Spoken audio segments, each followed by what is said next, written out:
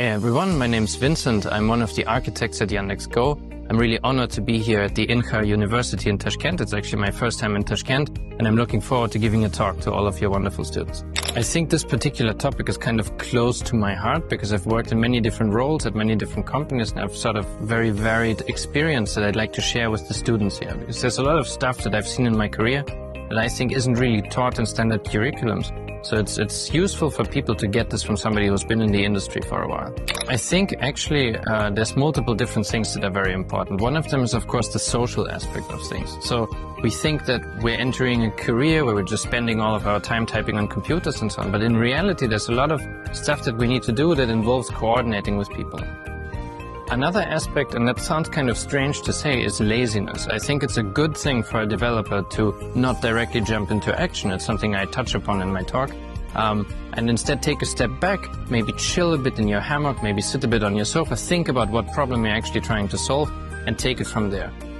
And obviously, intelligence is quite useful for software engineers. Intelligence, let's say it's something like the ability to take the things that are in your mind and implement them in the real world. Obviously, being better at this is going to help you be a better software engineer.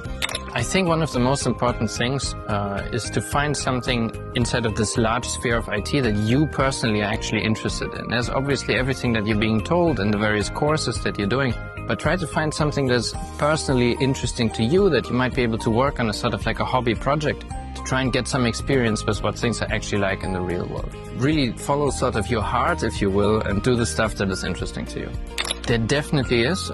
Small companies are subject to different set of constraints than large companies, of course. You have less resources, you have more time pressure in many of the cases because, well, if you're a startup, for example, you have to launch at some point and actually get the thing out the door. Whereas at large companies, things move a lot slower, a lot more sort of controlled and in a very different way. Both are useful, but under different circumstances. So for me personally, I picked up experience with both kinds of environments.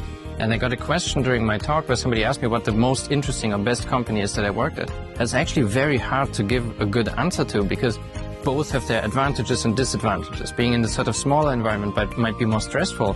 Being in this sort of larger environment might be more interesting in a sense because there's more you can learn from the larger organization. But it depends. It's not like one of them being strictly better than the other.